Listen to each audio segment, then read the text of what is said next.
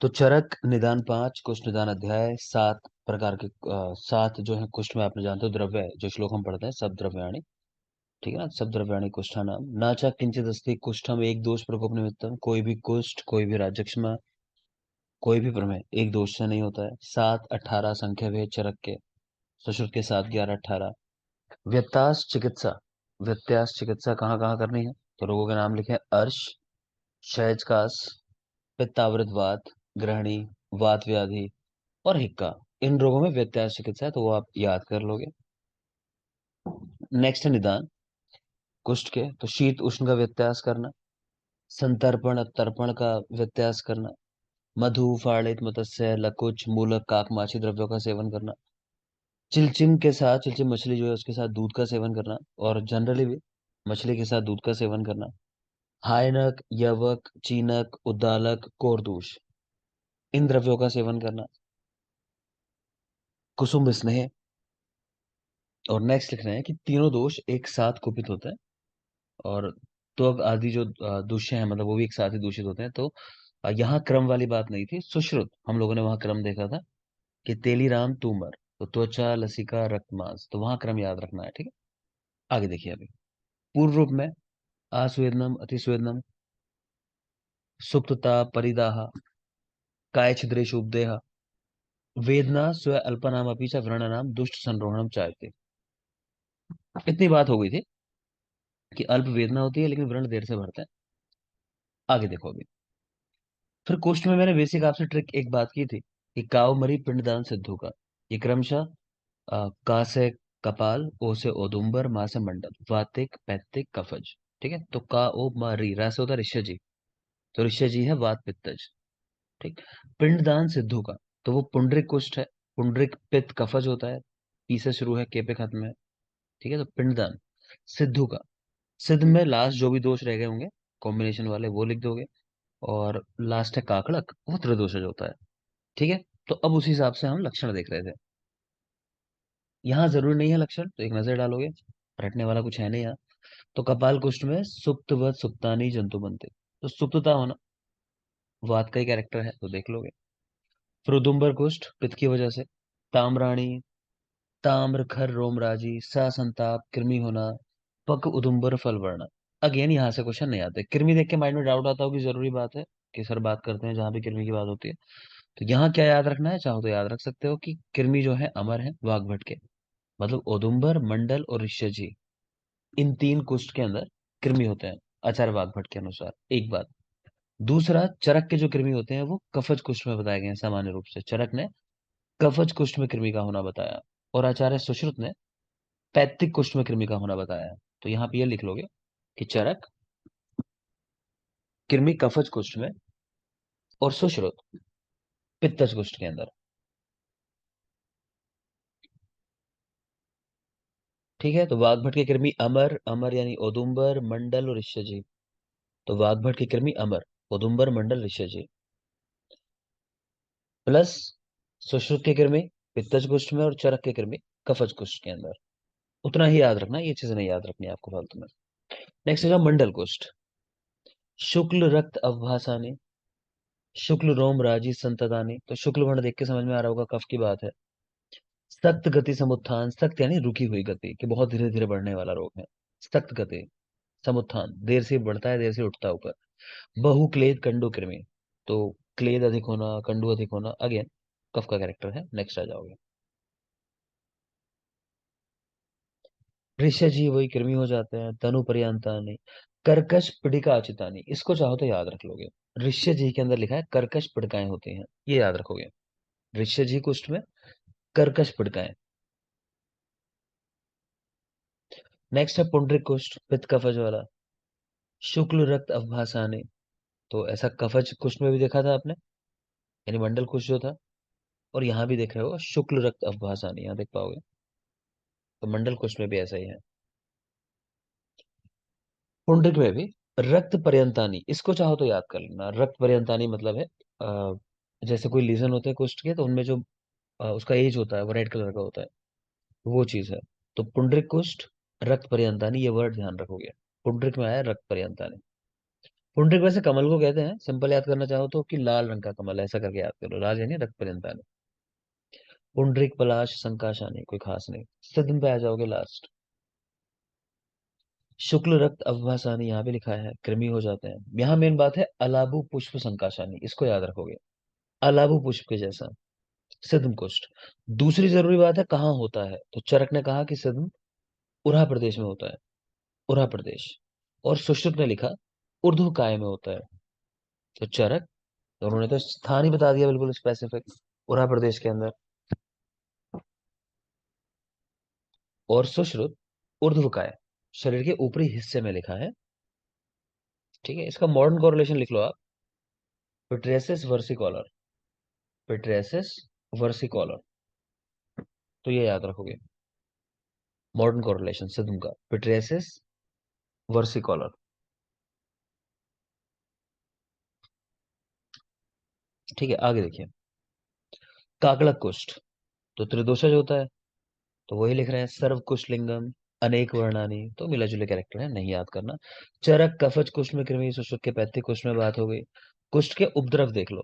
तो कुष्ठ में मेन चीज ये होती है कि ज्यादा जब बढ़ जाता है ना, तो अंग जो है वो कट के गिरने लगते हैं, तो वही बात यहाँ लिखी हुई है, प्रस्रवणम अंग भेदम, पताना पतनान्य अंग अवयवा नाम, कि एक तो श्राव हो रहा है, प्रस्रवण हो रहा है, अंग भेद हो रहा है, अंग कट रहे हैं, मतलब कट के गिर भी रहे हैं, पतन हो रहा है उनका।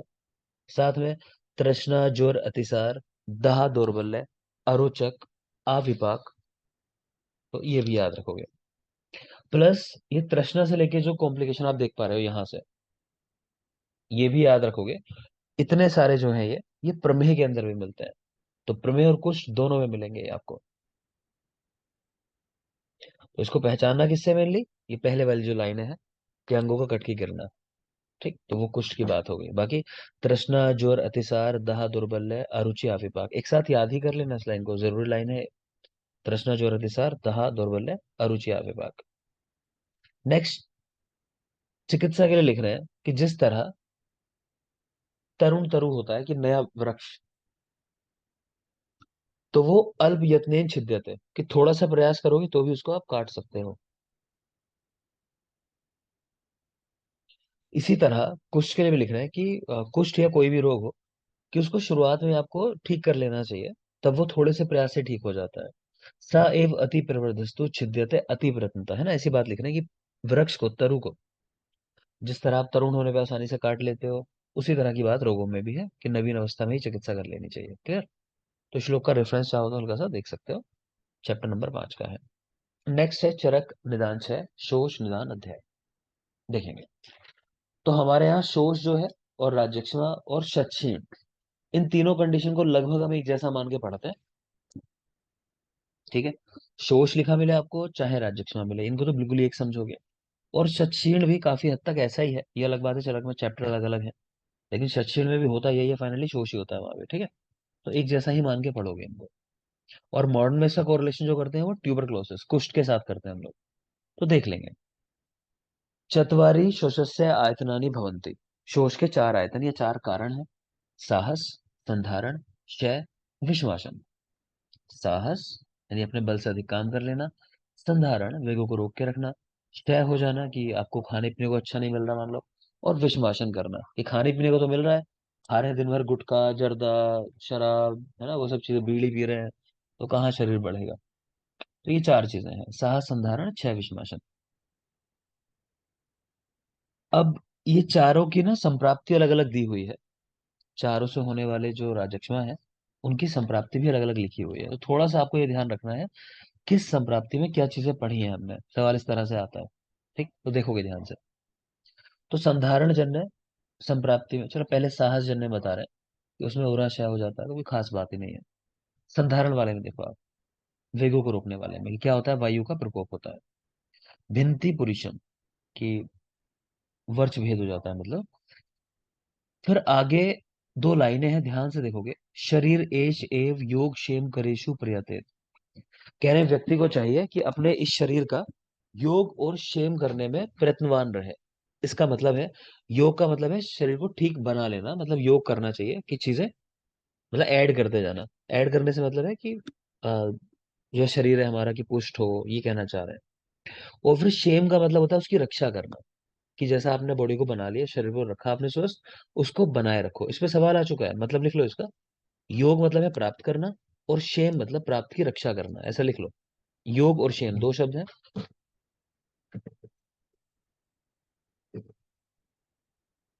तो योग यानी चीजें प्राप्त करना, और शेम यानी प्राप्त हुई चीज की रक्षा करना, तो ये याद रख लोगे। तो इसका प्रयत्न करना चाहिए। आगे देखो, शरीरम ही अस्य मूलम, शरीर मूलश्च पुरुष भवते। कि शरीर जो है वो पुरुष का मूल है, वो बात लिखिए कुल मिला के, कि शरीर की रक्षा करनी चाहिए। दोबारा वही बात लिखिए थोड़ा सा अलग सेंस में। तो शरीर का योगक्षेम करना चाहिए, क्योंकि शरीर ही पुरुष है, शरीर नहीं रहा तो हम क्या रहेंगे, खत्म हो जाएंगे। तो आपसे पूछा जाएगा कि ये दोनों जो श्लोक लिखे हुए हैं, एक बात तो ये किस रोग से संबंधित है, तो राजक्षमा के रेफरेंस में बात आई है। दूसरी बात, राजक्षमा या शोष में भी कौन सी संप्राप्ति में बात आई है, तो संधारण जन्य संप्राप्ति के अंदर, ध्यान रखोगे, संधारण जन्य। और देखोगे एक और श्लोक है यहीं पे लिखा हुआ, सर्वमन्यत परित्यजेत शरीरम अनुपालेत तद अभावे ही अभाव नाम सर्वभाव शरीर नाम। कह रहे सब कुछ और छोड़ दो, इस शरीर का अनुपालन करने की कोशिश करो। ठीक है, कि इसका अभाव हो जाने पे हर चीज का अभाव हो जाता है। आपके पास सब कुछ हो फिर भी कुछ नहीं है, अगर शरीर नहीं है तो। ठीक है। तो अगेन, शरीर वाले जितने भी श्लोक हैं, ये संधारण जन्य है, वेगों को धारण करने वाली संप्राप्ति जो है उसमें आए हैं, आपको ऐसा ध्यान रखना है। आगे देखें, धातु क्षय जन्य राज्यक्षमा, तदा तस्य हृदय स्थायी रसः क्षयम उपैति। कह रहे इसमें क्या होता है धातु क्षय जन्य में, कि जो रस में रहने जो हृदय में रहने वाली धातु होती है रस, उसका क्षय हो जाता है, तो जानते ही हो रस धातु का क्षय होता है, मेनली वो बात है। कास प्रसंगाद उर्सी शते शोणितम स्थिरते, कह रहे कास हो जाता है और शत हो जाता है, खांसते खांसते मतलब उरा प्रदेश में शत हो जाता है, जिसकी वजह से व्यक्ति रक्त थूकता है, स्पिट करता है, शोणितम स्थिरते। आगे देखें, परा ही एषाम फल निवृत्तिर आहारस्य इति आहारस्य परम धाम शुक्रम तद रक्षम आत्माना। इसमें ये लिख रहे हैं कि देखो ऐसा है कि क्षय जन्य संप्राप्ति दो प्रकार से होती है, पहले समझ लो। क्षय दो तरह से होता है। एक क्षय तो ये हुआ कि आपको खाने को प्रॉपर नहीं मिल रहा, या आप खा रहे हो, मान लो किसी भी कारण से रस आगे तक नहीं पहुंच पा रहा, तो कुल मिला के रस की कमी की वजह से एक तो वो क्षय हुआ, तो जिसमें पहली धातु क्षय हो जाती है रस धातु, और आगे वाली धातुएं भी फिर वीक रह जाती हैं। और एक क्षय होता है कि सब कुछ प्रॉपर खा रहे हो, सब कुछ सही चल रहा है, लेकिन शुक्र क्षय जन्य है, संप्राप्ति है, कि शुक्र क्षय अधिक हो रहा है। जब शुक्र क्षय अधिक होगा, तो पहले वाली धातुओं की डिमांड कह लो बढ़ जाएगी लास्ट धातु को बनाने में, तो उससे भी क्षय की कंडीशन आती है, तो इसको हम बोलते हैं प्रतिलोम क्षय। जो पहले शुक्र धातु का क्षय होता है, और उसकी वजह से पहले वाली धातुएं क्षीण हो जाती हैं। और एक होता है अनुलोम क्षय, जिसमें रस धातु क्षय होती है और उत्तर उत्तर धातुएं क्षीण होती चली जाती है। क्लियर। तो यहाँ अब दूसरी वाली संप्राप्ति की बात कर रहे हैं, कि जो प्रतिलोम क्षय होता है, शुक्र धातु का जो क्षय हो जाता है, उसकी बात चल रही है। कि हम जो भी खाते हैं, तो उसका फाइनली क्या बनता है, कि शुक्र बनता है। आहारस्य परम धामम शुक्रम तद रक्षम आत्मना, इसीलिए इसकी रक्षा करनी चाहिए। तो ध्यान रखोगे, धातु क्षय जन्य संप्राप्ति के अंदर ये शुक्र वाली बातें आई हैं। शुक्र से शुक्र रक्षा करनी चाहिए। आगे देखो, विषमाशन जन्य अगली संप्राप्ति है, विषम भोजन करने से। तो काश प्रसंगा दूरसी शते शोणितम निष्ठिवति, यहाँ भी वही बात लिखी है कि काश हो जाने से उरा शत और रक्त का निष्ठीवन। नेक्स्ट चलिए, हिताशी स्यान मिताशी स्यात् काल भोजी जितेंद्रिय पश्यन रोगान बहून कष्टान बुद्धिमान विषमशनात्।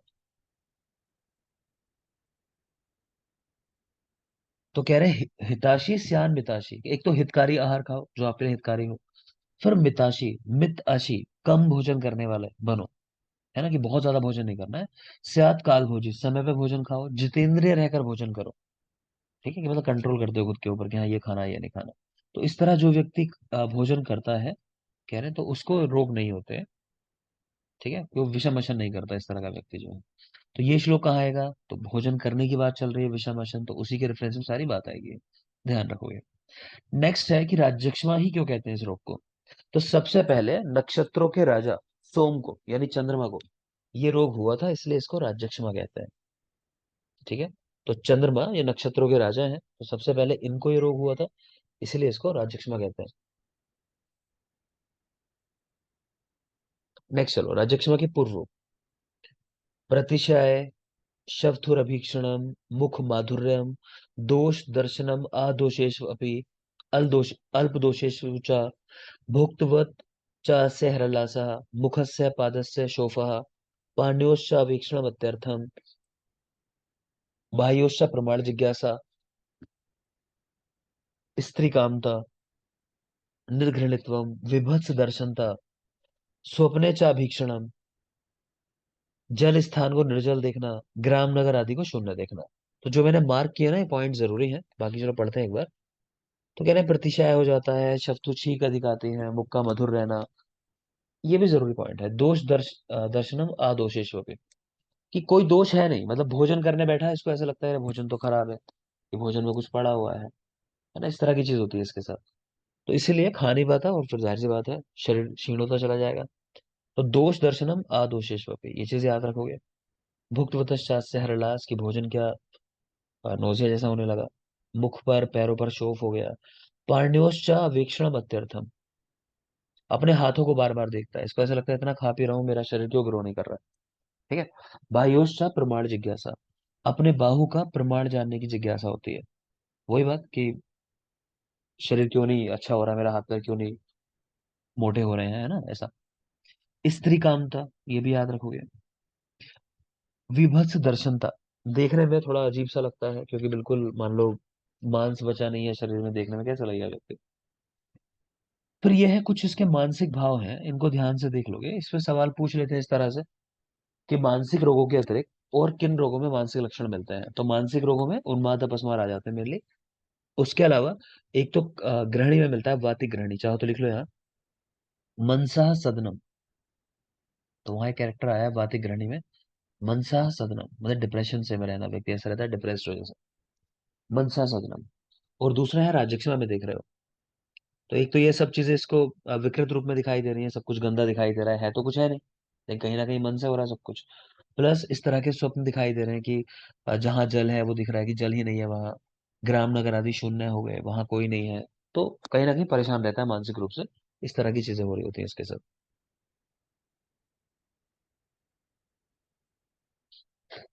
नेक्स्ट कह रहे हैं समुत्थानम चा लिंगम चा या शोषस्य अबुध्यते। जो व्यक्ति इस व्याधि के लक्षण जानता है, कैसे हुआ, क्यों हुआ रोग, है ना, पूर्व इत्यादि जानता है, वो राजा के योग्य चिकित्सक है। कोई खास बात नहीं है, श्लोक देख लेंगे सर। नेक्स्ट चले। नेक्स्ट है चैप्टर नंबर 7। चैप्टर का नाम उन्माद निदान अध्याय। उन्माद निदान अध्याय। तो उन्माद रोग के भेद 5, वीपीकेएस और आगंतुक, वातिक, पैतिक, कफज, सन्निपातज और आगंतुक। मनोवह स्रोतस को आवृत करके जो व्याधि उत्पन्न होती है, तो आपको ध्यान रखना है स्रोतस का कौन सा का इन्वॉल्वमेंट है यहाँ। तो मनोवह स्रोतस का इन्वॉल्वमेंट है। तो मनोवह स्रोतस को आवृत कर उन्माद रोग उत्पन्न होता है। उन्मादम पुनर् मनो बुद्धि संज्ञा ज्ञान स्मृति भक्ति शील चेष्टा आचार विभ्रम विद्या, कह रहे हैं इन सब में विभ्रम हो जाता है। मन में, बुद्धि में, संज्ञा ज्ञान स्मृति भक्ति शील, ये सब चीजें विकृत हो जाती हैं। काउंट करने पे ये 8 आती हैं चीजें। तो आपको नंबर याद रखना है। आपको चरक सूत्र 1 में पढ़ाया होगा, ज्ञान के देवता कितने हैं, कितने हैं, 8। 8। उसी तरह यहाँ भी है कि 8 मानसिक भाव हैं जो विकृत हो जाते हैं। ठीक है, तो 8 मानस भाव ये विकृत हो जाते हैं, याद रखोगे। नेक्स्ट देखो, पूर्व रूप उन्माद के। चक्षुषोर आकुलता, चक्षु व्याकुल है। स्वनः कर्णयो, कानों में आवाज आ रही है, आवाज है नहीं रियल में। उच्छ्वासस्य अधिक्यम, सततम लोम हर्ष, उन्मत्त चित्तत्वम, उदर्दि तत्वम, ये देख लोगे उदर्द, इसके पूर्व रूप में लिखा हुआ है उन्माद के। ठीक है।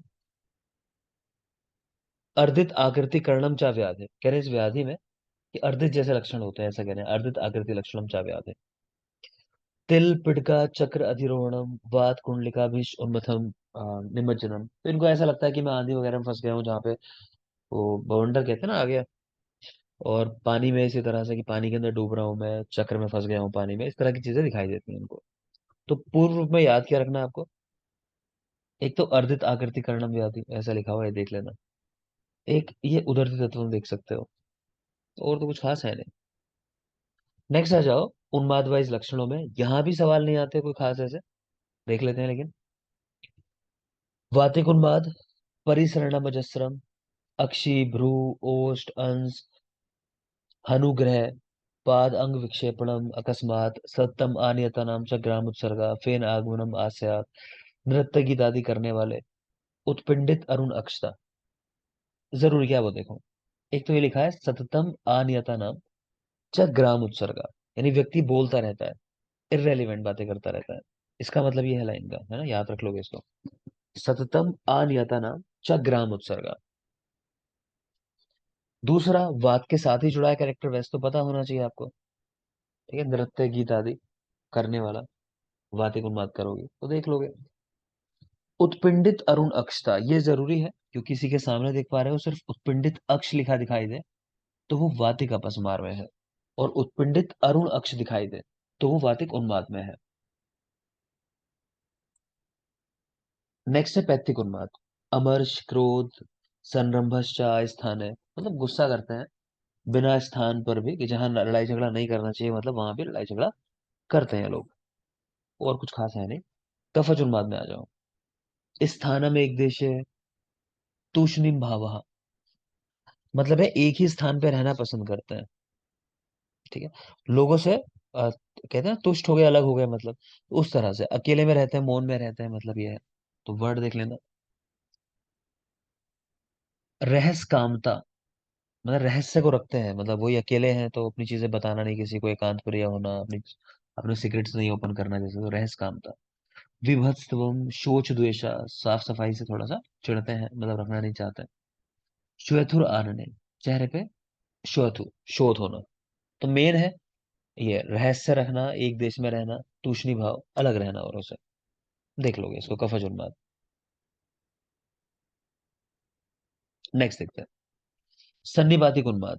इसके लिखना असाध्य होता है, तो याद रखोगे फिलहाल सन्निपातिक उन्माद असाध्य है।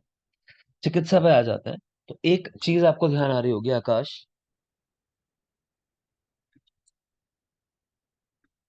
वातिक उन्माद में भय दर्शन चक्रपाणी के अनुसार किस प्रकार की चिकित्सा है?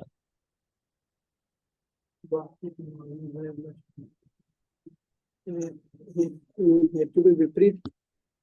हेतु विपरीत नहीं है, हेतु विपरीतार्थकारी। ठीक है, हाँ वही चलो। हेतु विपरीत। हाँ, वो नहीं है, अलग है। हेतु विपरीत और विपरीतार्थकारी पूरा डिफरेंस है। ठीक है, तो है सही लगभग, लेकिन करेक्शन कर लोगे इसको। चिकित्सा देखो आगे तो क्या बता रखी है, वही चिकित्सा यहाँ लिखी हुई है कि वित्रासन, विस्मापन, विस्मारण, अवतर्पण, सिरावे। तो देख लो सारी डराने वाली चीजें हैं, कि भाई किसी का रक्त निकाल रहे हैं, भूखा रख रहे हैं उसको, भुला रहे हैं चीजें, आश्चर्यचकित कर रहे हैं उसको, डरा रहे हैं उसको। तो ये सारी चिकित्साएं हैं। निदान विपरीत औषध करनी ही है। और यही लिखा है विरुद्ध भेषज विधि विवर्ज, सन्निपातिक उन्माद के लिए तो पढ़ ही चुके हो कि सन्निपातिक उन्माद चिकित्सा की दृष्टि से वर्जित है।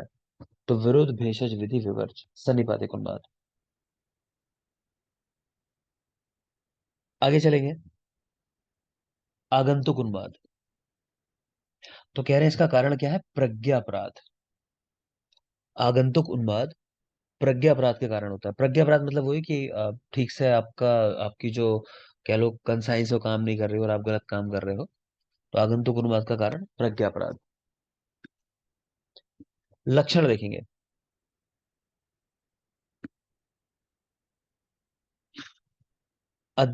माफ करें, अत्य आत्मबल, वीर्य, पौरुष, पराक्रम इत्यादि। अनियतश्चा उन्माद काला, ये क्या है? तो आगंतुक उन्माद है कि मतलब भूत प्रेत, समझो साधारण भाषा में अगर मैं कहूँ तो, जो भी कहते हो जिन भूत प्रेत, है ना, वो सब चीजें, कि उनके आने से क्या होता है कि व्यक्ति का वीर्य, पौरुष, पराक्रम ये बढ़ जाता है, सामान्य मनुष्यों से बहुत ज्यादा दिखाई देता है। ठीक है, तो अत्य आत्मबल, वीर्य, पौरुष, पराक्रम। अनियतश्चा उन्माद काला, उन्माद का काल कोई फिक्स नहीं है, टाइम जो है वो फिक्स नहीं है, उन्माद किस समय वेग आए, कभी भी आ जाता है।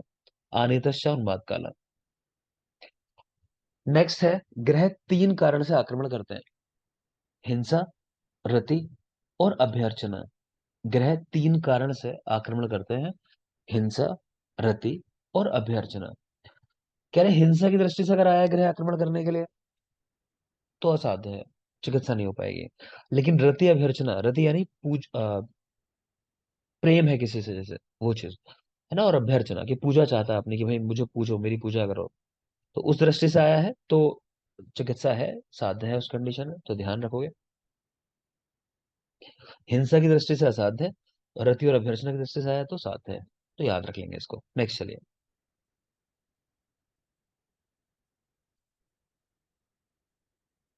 प्रज्ञापराध संभूते व्याधो कर्मज आत्मना नाभि संशेद बुधो देवान पितरानपि राक्षसान। क्या कह रहे हैं कि प्रज्ञापराध की वजह से व्याधियां होती हैं, ठीक है, और वो किसके कर्म होते हैं? आपके खुद के। कर्मज आत्मना, कि व्यक्ति कभी भी अपनी जीवन में जो गलत हो रहा है उसके लिए ना तो देवताओं को, ना पितरों को, ना राक्षसों को दोष दे। गलती तो आपने की है ना प्रज्ञा प्राप्त करके, ठीक है। तो ये याद रखोगे, कहाँ ये श्लोक आया है, जरूरी है कि खुद को ही कारण मानना है हर चीज का। तो चैप्टर नंबर 7 है निदान स्थान का। इसी तरह अगला श्लोक है, वो भी सेम ही बात कहता है। आत्मानम एव मन्यते कर्तारम सुख दुखियो तस्मात् श्रेयस्करम मार्गम प्रतिपद्यते नो त्रसेत। कि अपने आप को ही कर्ता माने सुख दुख का, इसीलिए जो भी श्रेष्ठ मार्ग हो उसका पालन करना चाहिए, किसी से डरना नहीं चाहिए, ठीक है, क्योंकि एंड में आप ही को कंसिडर किया जाएगा, कोई ये नहीं कहेगा उसके कहने से आपने ऐसा किया, ठीक। तो इसलिए श्रेष्ठ मार्ग का अनुसरण करो। यहाँ भी वही बात है, खुद को मानना है कारण सुख दुख का। कुसुम वैकेंसी का नोटिस देख लिया होगा, तुम पूछ रही थी कल, तो वो आ गया है, उसको देख लेना, ठीक है। कोई समस्या हो तो बताना फिर मुझे, देख के। और अभी अब फोकस कर लो सही से, अब ये क्लास बार बार छोड़ना पढ़ना इसको बंद करोगे, अब रेगुलर क्लास करो, ठीक है। दोबारा से कर लो, नई सिरे से दोबारा शुरुआत कर लो। अब तक मैं मानता हूँ कि चलो तुम चीजों में उलझी हुई थी, कहीं कहीं नौकरी, कहाँ कहाँ जानी थी। अब लेकिन शुरुआत से शुरू करो एक बार, अब टारगेट है सामने, ठीक है। नेक्स्ट देखोगे चरक निदान 8, अपस्मार निदान अध्याय। तो अपस्मार के चार भेद, वातिक, पैत्तिक, कफज और सन्निपातज। अपस्मार चार भेद, वीपीकेएस। संप्राप्ति, रजस तमोभयाम उपहत चेतसाम। कि रज और तम दोष है, देखो एक सीधी सी बात है, उन्माद पूछा है, अपस्मार पूछा है, सत्व की वजह से तो होने वाले नहीं है, तो रज और तम दोष की वजह से ही होंगे। मनोवह स्रोतस नाम का कोई स्रोतस नहीं होता है, लेकिन दोनों ही रोगों के अंदर हम मनोवह स्रोतस की भी बात करते हैं, वो ऐसा ही आया है संप्राप्ति के अंदर। दूसरी बात है, यहाँ पे क्या लिखा हुआ है कि दोष हृदय में स्थित हो जाता है, अपस्मार में दोष हृदय में स्थित हो जाता है। आगे देखें स्वरूप व्याधि का। अपस्मारम पुनः स्मृति बुद्धि सत्व संप्लवाद विभत्स चेष्टाम अवस्थिकम तमः प्रवेशम आचक्षते। तो तम प्रवेश होगा, वो सब तो नॉर्मल बात है। यहाँ मेन चीज देखो आप, स्मृति की बात आई है, याद रखना उन्माद अपस्मार में जो आइडेंटिफाई करना है अपस्मार को, तो वो स्मृति इस वर्ड के साथ ही करना है, क्योंकि अपस्मार का मतलब यही है, अपगतः स्मृति स्मार्ट, कि जहां व्यक्ति की स्मृति काम ना करे। इवन वो आप श्लोक भी देखोगे अगर, जो मैंने कहा था कि 8 मानस भाव है उन्माद के अंदर, तो वहां देखोगे तो वहां भी बुद्धि और स्मृति दोनों वर्ड लिखे हुए हैं इस श्लोक में। वहां भी स्मृति बुद्धि दोनों शब्द हैं, लेकिन पहचानना कैसे है कि स्मृति जिसमें पहले आए वो अपस्मार का श्लोक है, अगर कभी दे रख के। क्योंकि मैंने कहा ना, अपस्मार का मतलब यही है, अपगता स्मृति स्मृति। तो जहां स्मृति पे फोकस हो, पहला पॉइंट स्मृति की बात चल रही हो, तो वो समझ लेना कि अपस्मार का श्लोक है। और दूसरा वाला जो है वो उन्माद का है, उसमें भी बुद्धि स्मृति दोनों शब्द आए, ठीक है। बाकी आपको पहचानना है, कहीं एग्जाम में आता नहीं है वैसे, देखा नहीं पूछा जाता हो, लेकिन फिर भी ध्यान रखना। आगे देखेंगे पूर्व रूप। तो भ्रुव्युदासः सततम अक्षणो वक्रतम शब्द श्रवण हृदय ग्रह कुक्षेराटोप मोहो तमसो दर्शनम मूर्छा भ्रमश्चाभीक्षणम स्वप्नम। मेन चीजों पे देखोगे, फोकस करोगे, तो मेन जो हम लोग बात करते हैं अपस्मार की, वो बात करते हैं कि व्यक्ति के नेत्र जो है वो विकृत हो जाते हैं, ठीक है। व्यक्ति अपनी आंखों को मतलब आंखों से एक्टिविटीज कर रहा है सारी, ये समझ लो आंखों को घुमा रहा है। तो क्या लिखा है, भ्रुव्युदासा मतलब आंखों को नचाना, ये मतलब है इसका। सततम अक्षणों व्यकृतम, आंखों में विकृति दिखाई देती है, तो मेन बात तो हो गई। उसके अलावा आप देख लो, शब्द सुनाई देना, हृदय ग्रह, कुक्षी में आटो, मोहतम, ये चीजें दिखाई देना, मूर्छित हो जाना, भ्रम होना। वातिक पैतिक कफज अपस्मार, एक ही दो पॉइंट काम के हैं। पीछे आपको उन्माद पढ़ाया था, वातिक उन्माद, वहां आपने देखा था उत्पिंडित अरुण अक्षता, जबकि यहाँ वातिक अपस्मार में देख रहे हो उत्पिंडित अक्षम। तो ये ध्यान रखोगे। जरूरी चीज की बात कर रहा हूँ पहले। पैतृक में देख रहे हो आस्फाल्यंतम भूमि, भूमि पर गिर जाना, ये भी जरूरी है। ठीक है, वाग्भट ने भी ऐसे लिखा है आस्फाल्यते। तो ये वातिक में नहीं है, पैतृक में है, ये बात ध्यान रखनी है।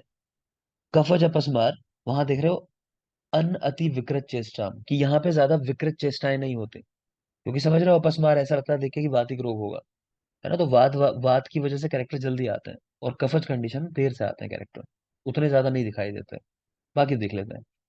तो वातिक अपस्मार कह रहे हैं अभीक्षणम अपस्मरंतम षडेन संज्ञा प्रतिलंबनम, कि व्यक्ति मतलब अपस्मार में गया, सब कुछ भूल गया और तुरंत ही उसको याद भी आ जाती हैं चीजें। उत्पिंडित अक्षता उद्वमंतम फेनम आविद शिरस्कम। तो कोई खास बात इसमें ऐसी है नहीं याद करने वाली। पैक्तिक अपस्मार अभीक्षण अपस्मरंतम वही षणेन संज्ञा प्रतिलंबानम अवकूजंतम आस्फाल्यंतम भूमि, आस्फाल्यंतम भूमि याद रखना है और कुछ नहीं। कफज में चिराद अपस्मरंतम चिराच्चा संज्ञा प्रतिलंबानम, अगेन कफ का नॉर्मल कैरेक्टर है। पतंतम गिर जाना, यहाँ भी लिखा है। अनति विकृत चेष्टा है, असाध्य लिखा है लेकिन आप इसको याद नहीं करोगे। ठीक, इसको हटा देना, आप याद ही मत करो, लिखा है श्लोक में लेकिन नहीं करना है यहाँ से आप। चिकित्सा की बात करें तो संशोधनान्य उपशमनानी चा मंत्र आदिनी चा आगंतु संयोगे। तो कह रहे हैं संशोधन कराओ, उपशमन कराओ, और मंत्र आदि चिकित्सा का भी उपयोग करो अगर आगंतुक संबंध है। अगर आपको ऐसा लग रहा है कि आगंतुक दोष भी है कोई, तो मंत्र आदि का प्रयोग करो, मतलब भूत प्रेत वगैरह है तो उस तरह की बात। इस चैप्टर में आगे कुछ और चीजें बहुत जरूरी हैं। तो एक तो इसमें है रोग उत्पत्ति क्रम, आपसे पूछा जाएगा कि कहाँ बताया गया है रोग उत्पत्ति क्रम। ठीक है, तो चैप्टर नंबर 8 के अंदर क्या है वो देख लेते हैं।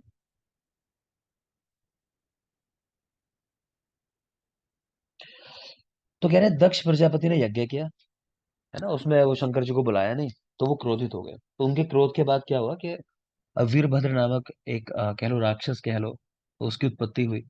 तो वो जब यहाँ इनको मारने के लिए आया, मतलब तो लोग देख के डरने लगे, भागने लगे, वो पूरी कहानी है। तो आप देखोगे दक्ष प्रजापति के यज्ञ के समय लोग डर कर जब भागे, अभिद्रवण किया, तरण धावन, यानी वाद बढ़ा।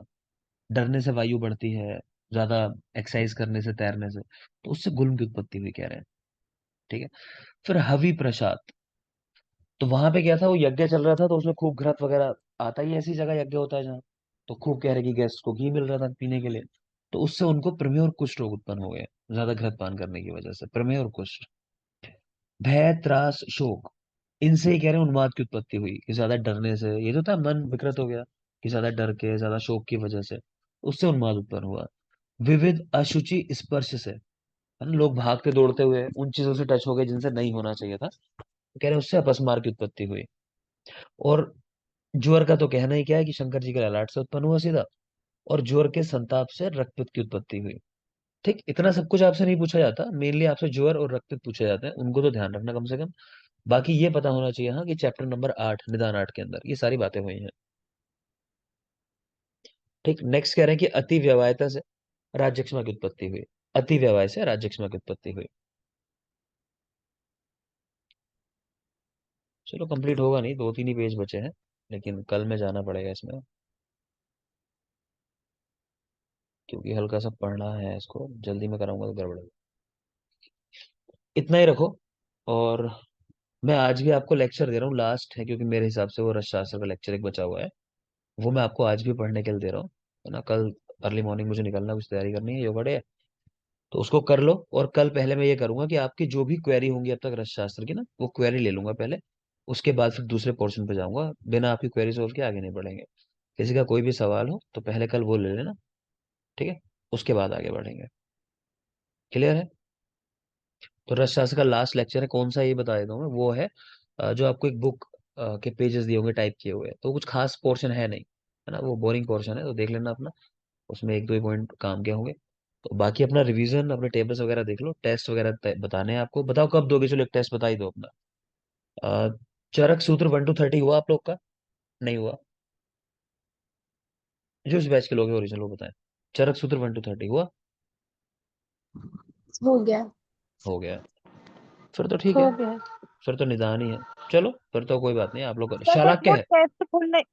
सर हाँ बेटा, वो टेस्ट ना खुल नहीं रहा था, बट जैसे बाद में आंसर की देखने के लिए। देख लेता हूँ चलो मैं।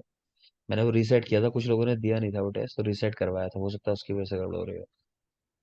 ठीक है, तो आपका ठीक है सर। शालाक्य का टेस्ट लेंगे अगला, शालाक्य का है ना, तो मैं मैसेज डाल दूंगा आपको, आज ही मिल जाएगा मैसेज, कब लेंगे शालाक्य का टेस्ट, क्योंकि दोनों बैच का होना है, पिछले बैच का भी नहीं हुआ है शालाक्य। ठीक। Thank you. शालाक्य की तैयारी करो टेस्ट की।